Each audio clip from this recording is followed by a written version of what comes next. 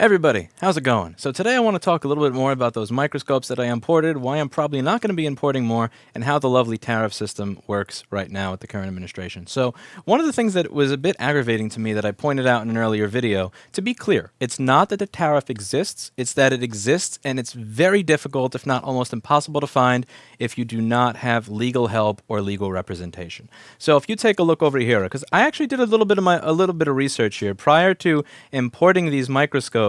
I wanted to see if I could price match Amscope and Amazon, because one of the things I was telling you all is that these microscopes they used to use the good camera adapter. They used to ship it the good one, and now they ship it the crappy one because the microscopes that they're making, they don't have the same piece that the camera attaches to that they used to on here. So let me just see if I can.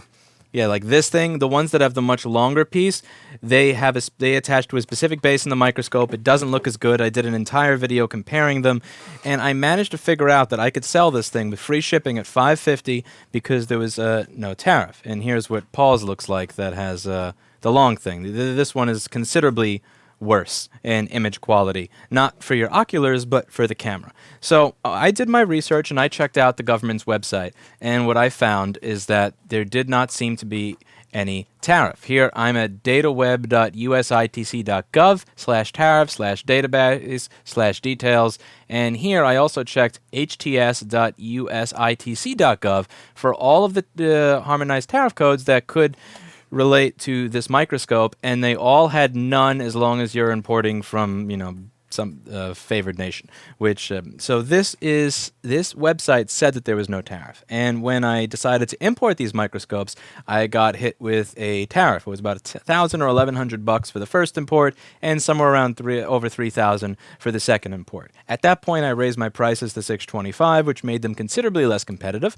And this is something that kind of aggravated me because you are able to apply for customs exemptions. However, as you're going to find out now, this is something that is really only going to be more available to larger companies, not smaller businesses like myself. So if you are a large company, Amazon, you may be able to just swing by without having to pay tariffs, whereby smaller merchants like myself, if we want to compete and sell a better product at the same price or $5 or $10 more, it's actually not going to be $5 or $10 more. It's going to be 25% and so on and so forth more due to how this works. Now, Anna, who is joining me on stream here, who hopefully before I hit this button is not doing anything she shouldn't be on screen. 3, 2, 1. Anna has been very helpful here in helping me figure out if I could apply for a tariff exemption. So many of you were very kind and said, why don't you just apply for a tariff exemption? Medical stuff wasn't really supposed to be covered by this anyway. It's a microscope. You're a small business. This is not mass sale. Maybe you can get a tariff exemption. So I did. And Anna decided to help me try and get a tariff exemption. Anna, can you tell our audience here what it is you were able to find? Okay. So first of all, first, just a quick introduction. I'm no stranger to interfacing with governments. I've worked a lot with the UK government to help finance particular kinds of research. Like someone wants to make a new kind of cathode for a lithium sulfur battery chemistry. Can you give me 1 second and start over? Because I thought Zoom was going to automatically figure out what your audio level should be, but it doesn't. So let me just put my plugin on. Okay. 1 sec. I'm going to add a fucking Zoom. You piece of shit. All right. Say something. Hello. One more time. Hello. Okay, so that should be good. So now people should be able to hear you just fine. Okay, so I'd like to start off with some background.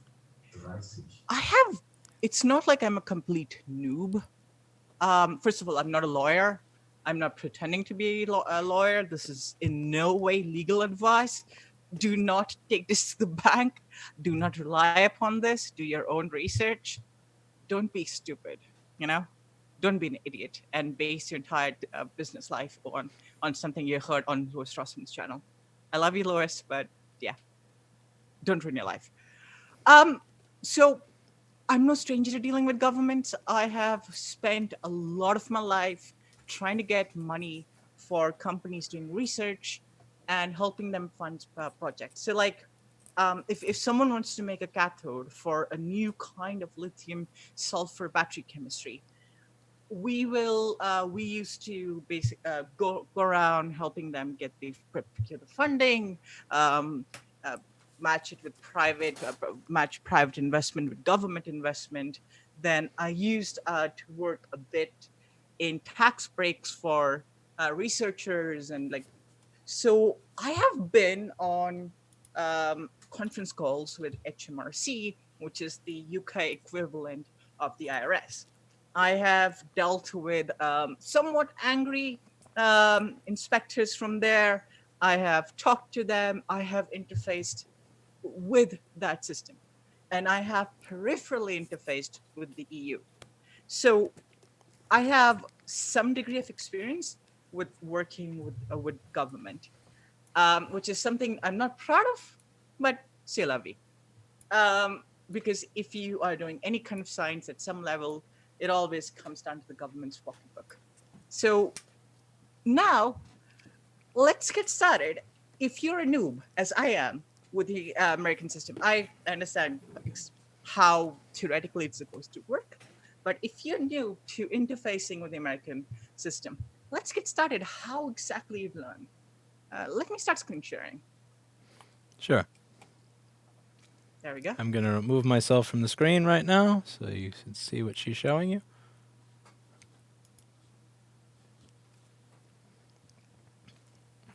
All right, so what are we looking at here? So this is first of all, it took a long time to figure this out in of itself. The As Lewis said, the tariff list website, until very recently, it didn't actually display that there was a special tariff. Now, the reason for that is how the Trump administration, the president's administration, has implemented this. So there's a difference between an administrative action, which is changes in rules and procedures for how a government agency is going to conduct its operations, and some kind of law which applies, or trade agreement which applies tariffs broadly. So in this specific case, Trump used Trump, not himself, but Trump's administration used Section 301, which is a specific aspect of the 1974 Trade Act, which authorizes the president to take all appropriate action, including retaliation, to obtain the removal of any act, policy, or practice of a foreign government that violates an international trade agreement or is unjustified, unreasonable, discriminatory, and that burdens and or restricts U.S. commerce. Yeah, this law was taken into place, was applied with the best of intentions back in 1974. It has been enacted a few times before, and it was renewed by President Clinton. It just keeps getting renewed. Okay, so we have there have been trade sanctions on, for example, Ukraine, by imposing prohibitive tariff on metals, footwear, and other imports because the USTR concluded that a company had failed to enact legislation to enforce copyright law in relation to music CDs and their export. So basically, if you were pirating Nickelback or Linkin Park back then, the U.S. Trade Organization would came down on you, and they use these means to crack down on Ukraine to get them to comply with U.S. IP law, which is all fine and good. Now, because it's not a systemic thing, it means that there aren't many recourses there, and it's kind of confusing. So the very first thing I ever saw is this. This is the first page I saw. Like, it took me a long while to figure out how exactly these sanctions or this trade war was conducted. Like, 301 was something I didn't learn after Googling and spending like at least 2 hours on it with Lewis. I still remember when Lewis called me up and he said, "Oh, I think these customs guys are ripping me off. This is they're applying this duty that shouldn't be there." And I'm like, "Huh, I will help you out. Let me take a look." And I took a look, and it said nothing. And then we emailed them, and then they said, "Oh no, it still applies." And then we're like, "How does it apply?" And then we spent 2 to 3 hours Googling and talking this out to find just that it was Section 301. Okay, so how to navigate the Section 301 tariff process? Know your HTS subheading. And this in of itself is not really easy. Like, for example, let's open up this link. Come on. Is your internet faster than mine? I know where you're located, and I loaded this website slower than you did. It's capitalism, I guess, you know. So where do I exactly find an HTS? How do I do that? I can't figure this out. Let's go to external links. Foreign tariff, Schedule B for the classification of imports, USTR, Customs and Border Protection. Huh. It doesn't make any sense. So imagine you don't know anything, right? You haven't gone through the rigmarole. You come to this website and you want to figure out what category your product falls into. You can't easily figure it out. Okay, let's do a quick Google search then. HTS codes, lookup. Anonymously Googling through DuckDuckGo. Yeah. She has taste. So instead of actually... I'm still logged into Google. So instead of actually redirecting you to this website, by the way, this banner wasn't there when we were searching for it. This happened a few days ago, apparently. So let's start with the heading of Microscope.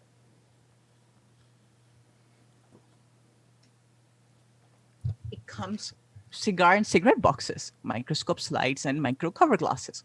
Compound optical microscopes, including those for photomicrography, cinema micrography, or microprojection parts and accessories thereof. This is the section. 9011.10 is stereoscopic microscopes.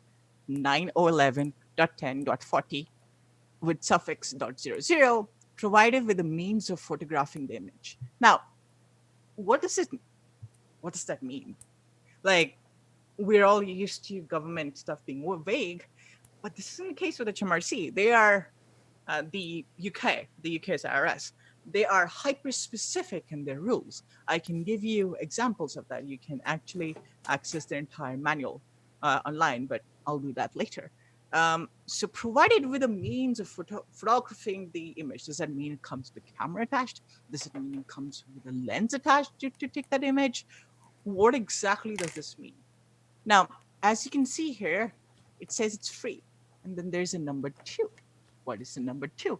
The column 2 is those that are outside of US trade agreements. Stuff like, say, if you're importing from North Korea, if it wasn't under sanctions, or Cuba, that would fall under section 2. Other microscopes for photomicrography, cinema micrography, or microprojection. So this is the same code, again, 3.9%. What's the difference between this and this one? 901120.40. And what's the difference between this one? Parts and accessories, microscopes. And other than other optical microscopes, diffraction apparatus. Clearly, this is not applicable. This is a very different kind of microscopy. So it's clear now that our product is one of these. It's either this, or this. Okay. So now let's try to look up whether or not it falls under the tariff schedule. Yeah. How do we do that? We do that by going back to this place.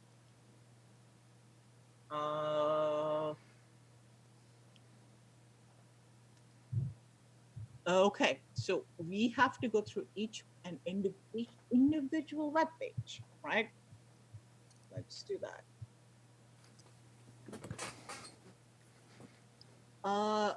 What is this docket ID? Okay, let's click that.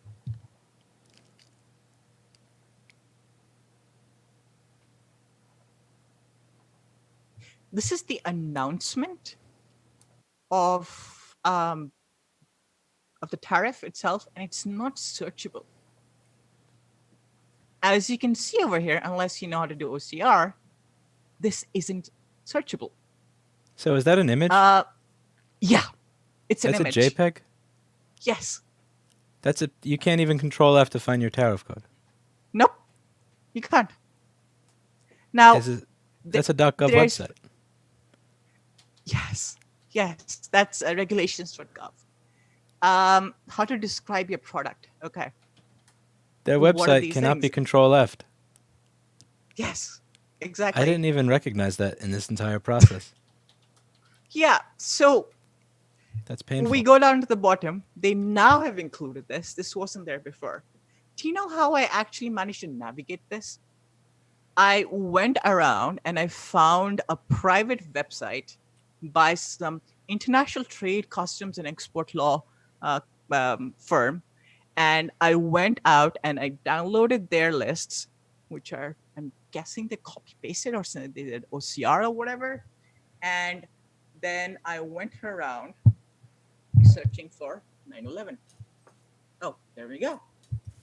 There were other lists as well. In this one, it wasn't found. So I went through each of the 4 lists, and I kept trying to find that. So finding out whether or not you have a tariff, at least at the time when we were looking into this, and we looked into this until at least last month, last 2 weeks, is actually fairly non-trivial. Finding your specific product code is non-trivial. Finding if you are, if your product falls in that specific product code is non-trivial. And then finding out which tranche of tariffs, like there are 4 tranches. The first, the second, like the list 1, the $34 billion action, the $16 billion action, the $200 billion action, and the last one is list 4, which hasn't been identified yet. So wait, just to get this clear, for each one of these, there is a separate list. So for each different set of tariffs, there's a different list that says what is and what is not covered. Mm-hmm. And Exactly. it's not like they're not all together. They're not all together. You can theoretically, you'll have to go to either third party or maybe find some sub-page within their system which lists them all together. There might be some page out there that lists them all together. So to be clear, there's a website that tells you a list of tariff codes and then a list of the tariffs, but then there's separately, B, a list of tariffs for each time they decided to put more tariffs on things, and C, that list is in a JPEG that is not control-F-able without OCR. Yes. And it says even here, for product exclusion status, visit the product exclusion process section on 34 billion trade action. Like they list each one individually. Now, this search box, again, I swear it's new. People can probably web archive it. This wasn't there before. And it's not quite clear what you're supposed to search for. So 9/11. It's not working. Well, okay. Yeah. So this is the official. These are the official instructions. So let's go over it. Step 1: know your HTS subheading. We did that. Find your HTS subheading. We did that. Now this is the interesting step. Submit or comment or exclusion requests based on your HTS subheading is open. The due date will include a hyperlink. The electronic docket where it could comment a product extension request when you submit it. So originally, I had seen this. It's 12:45. PDF that was linked to by the government website. Can you say that again? Because a French clock just made everybody deaf. Oh, I'm so sorry. I shall give me a second. I'll disable that. Mind if I? Yeah, I'm so sorry. Okay, German clock. A German clock made everybody deaf. Let's be. Yeah. I mean, hey, it helps with time management, you know. Like I have lawyer friends who measure time in 6 minute intervals, and I was like, inspired by it. I wanted to measure time in 15-minute intervals. She used to have a So French clock, and she changed it to German for me, so I appreciate that. So I still, yes, I'm used to complaining about the he French clock that deafens me. he hates my French heritage. God damn you, Louis. Okay, so I found this originally when we first started looking into it. And it says here procedures to consider requests for exclusion of particular products from the determination of action pursuant to Section 301. China's acts, policies, and practices related to technology transfer, intellectual property, and innovation. Agency, Office of the United States Trade Representative, action, notice and request for comments. Trade representative has determined that appropriate action to obtain the elimination of China's acts, policies, and practices related to technology transfer, intellectual property, and innovation requires the imposition of an addition ad valorem. In case you're wondering what that means, let's quickly look up. Levying tax or customs duties in proportion to the estimated value of the object. Valorem is in proportion. Duty of 25% on certain products from China classified in certain enumerated subheadings of the Harmonized Tariff Schedule of the United States, HTS US. C 83 FR 28710. The June 20th notice also announced that the trade representative would establish a process by which US stakeholders may request that particular products classified within the covered tariff subheading be excluded from additional duties. Today's notice sets out the specific procedures and criteria related to the requests for product exclusions and opens up a docket for the receipt of exclusion requests. Dates particular any replies or responses to the exclusion request exclude by October 9th address strongly prefers this supplementary information. So, okay, first of all, you might not realize this, but this date isn't the actual date. Um, this date is different for each one, each and every single one of these lists. And Lewis started importing it.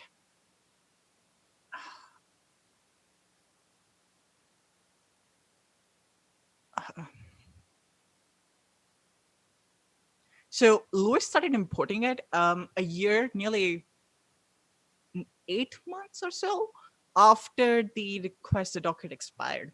So I thought, in my naivete, this was these responses to a request, etc. Must receive requests. This probably was a rolling time period. This was probably some specific thing at the time because it was so outdated. Why would they have this, etc. So I spent my entire time going through this and figuring out how to um, word it specifically in the way that that they would accept it. Like I spent a lot of time thinking about how we would talk about the dimensions, how we would talk about this, because check this out. A number of interested persons asserted that specific products within a particular tariff heading only were available from China, and that the imposition of specific products would cause severe economic harm to U.S. interests, and that these specific products were not strategically important or related to the Made in China 2025 program.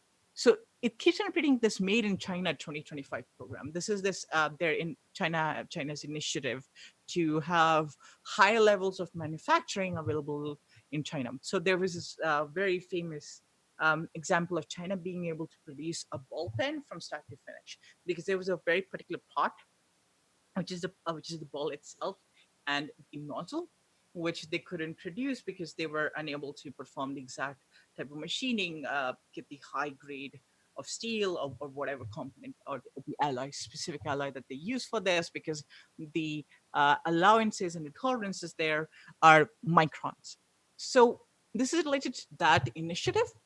And they're saying that if you would like to do so in general, this is based upon my reading, not just this particular document, you need to demonstrate in different ways that it does not. It is not strategically important, or it's not related, does not relate to the Made in China 2025 or other Chinese industrial programs. So, as a Westerner, that's really difficult. Like, let's say you're not a China expert. How exactly do you go around justifying, in all good faith, that Lewis's microphones that he's importing are not a part of some strategic, announcement by the Chinese government in Chinese that has to do with their Made in China 2025 program? How, how do you do that as a Westerner? Do you Google search it? Do you Google search whether microscopes are included? Let's Google search.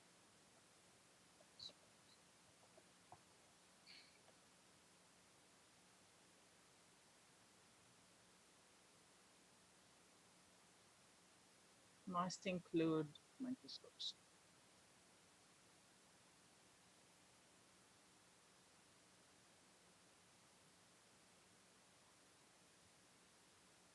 I mean, you don't get anything of any consequence if you do that.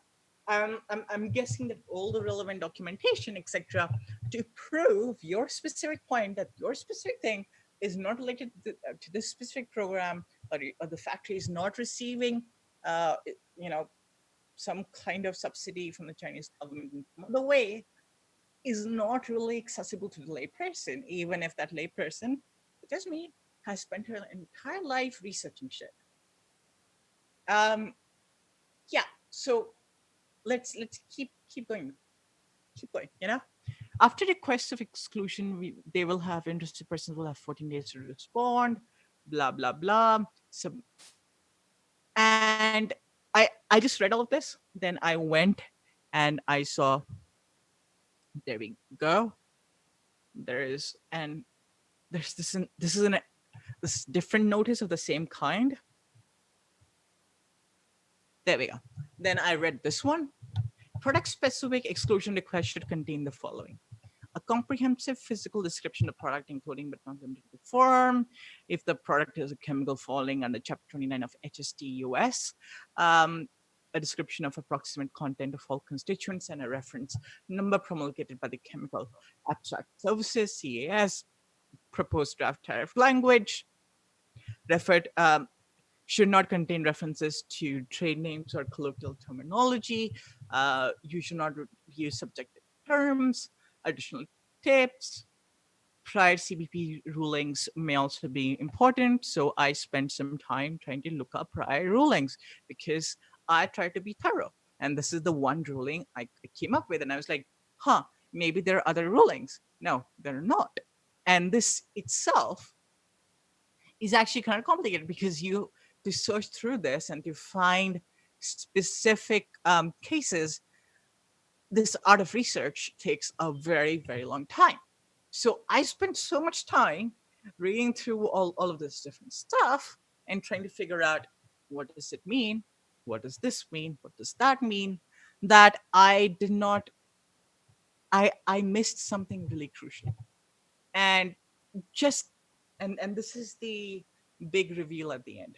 Okay. So let's go back to the big process. Let's say um, you you want to submit one of those destination 16 billion.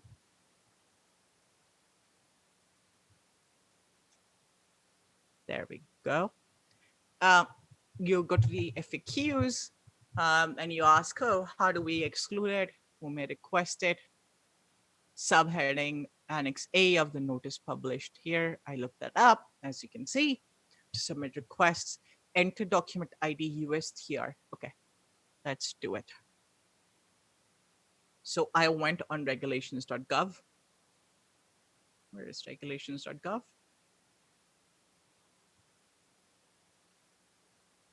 Oh, you. It's a very ugly website, so it's very recognizable. So this is the one. I entered this. And then I started going through all of these things. And I got really, really confused. Where do I submit it? How do I do it? You know?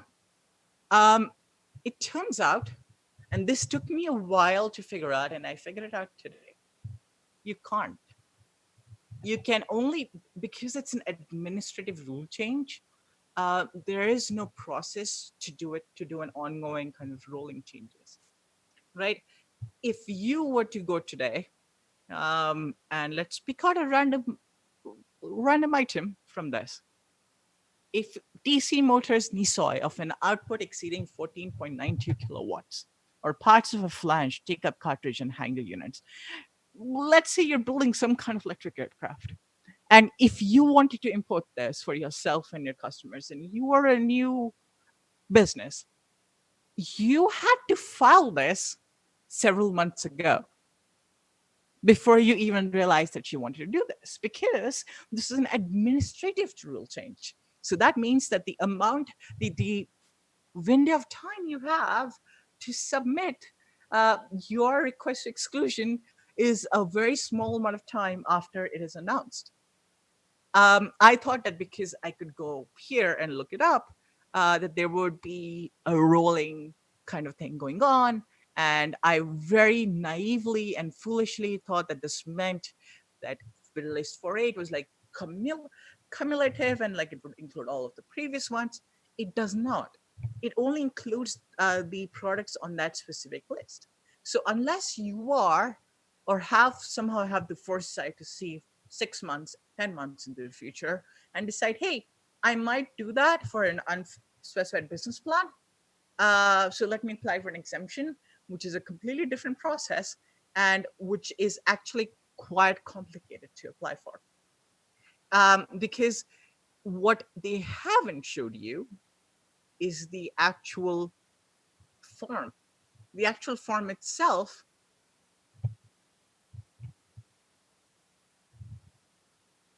is fairly complicated. So these attachments, they have to be really specific. CBP rulings, photos, specification sheets, and previous import documentation, public inspection approximately 30 minutes after submission. Please provide a complete and detailed particular concern, a detailed again, you have to name the exact material it's made from. You have to name the exact process. You have to provide as much detail as physically possible about its makeup in the very specific way that they want it to be.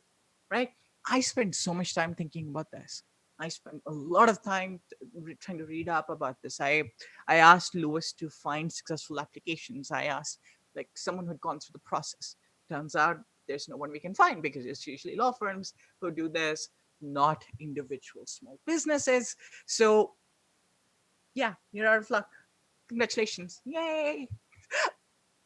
So at the end of all of this process, at the end of all of this thought, like research, months of research and reading and trying to figure out, hey, how can I specifically word what a microscope is and put it into this?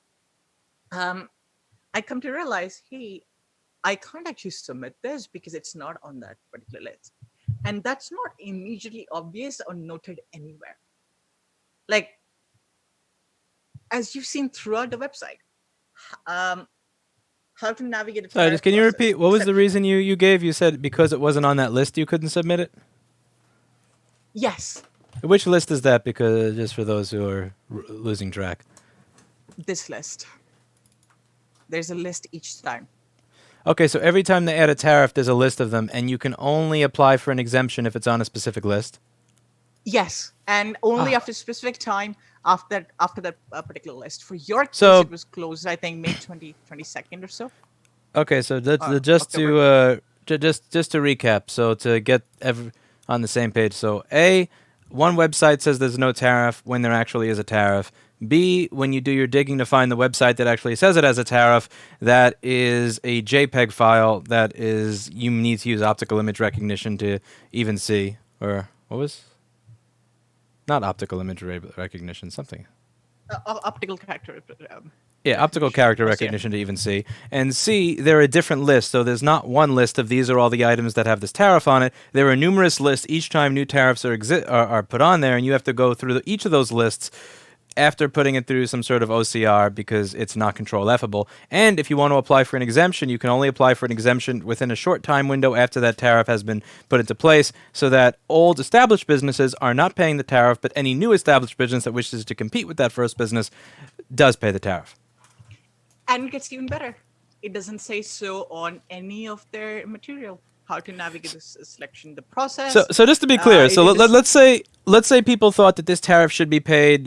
Screw China, screw the people importing from China. The people who are doing the most imports from China are going to be the people who probably are the largest ones. They're probably going to have an attorney on staff for this. They're going to be the people that apply for the exemption quicker. So the person who is most likely to import the most items is going to be the one that avoids the tariff. Yes. Okay, because look at this. These are the Why?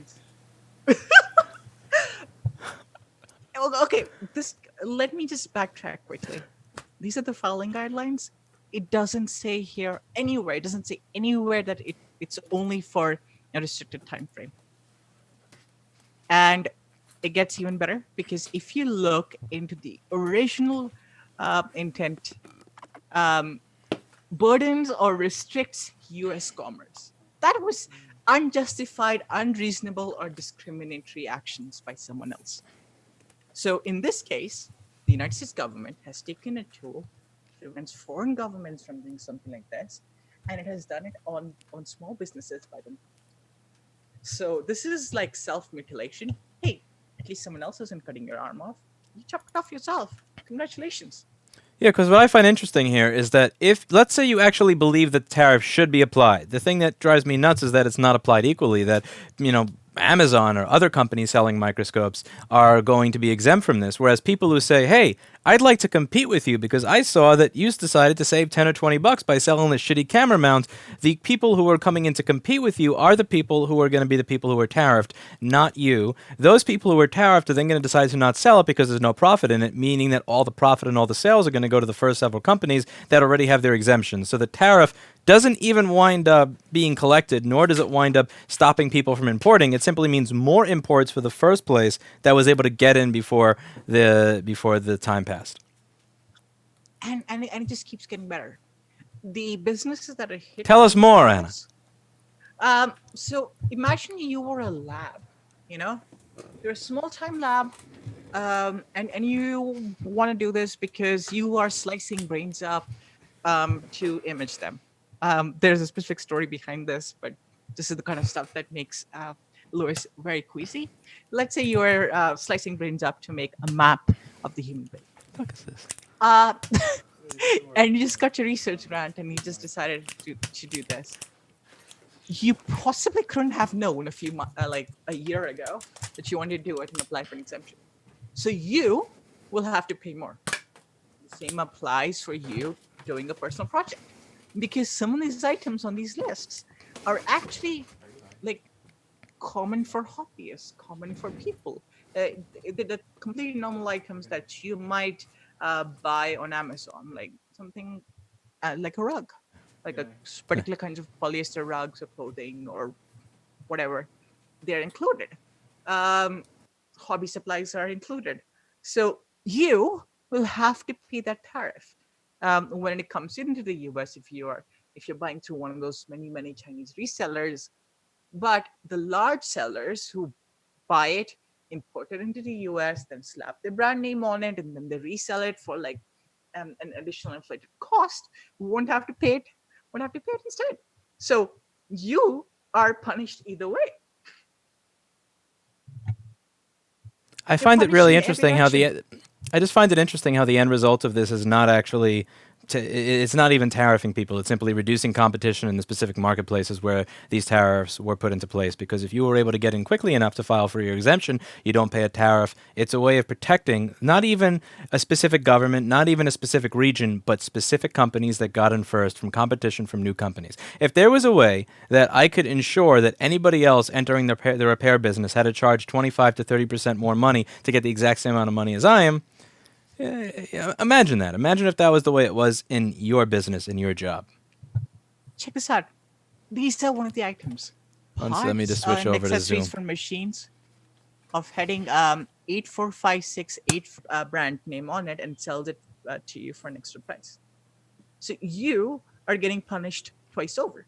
You have like competing pressures. One is one of the companies that have already through their foresight, because they're doing this, they're like rebranding Chinese stuff, done it, and you trying to seek a better deal or trying to go to the source and buy it through whatever Amazon or like Alibaba, whatever.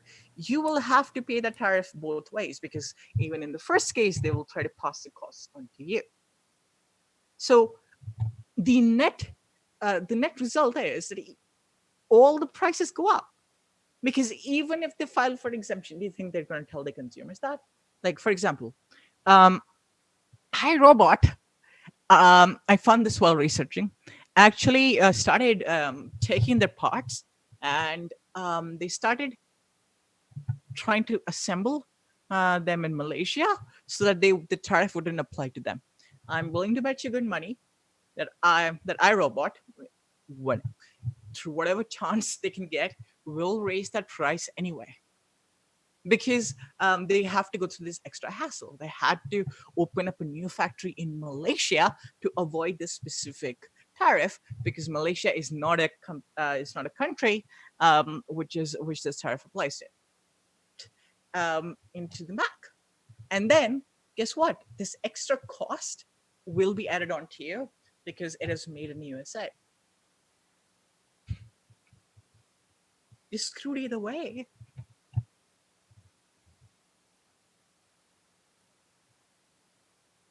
Are you still there, Louis? Yes. Yeah. Can I shoot you? It would make me feel better if I got to shoot you.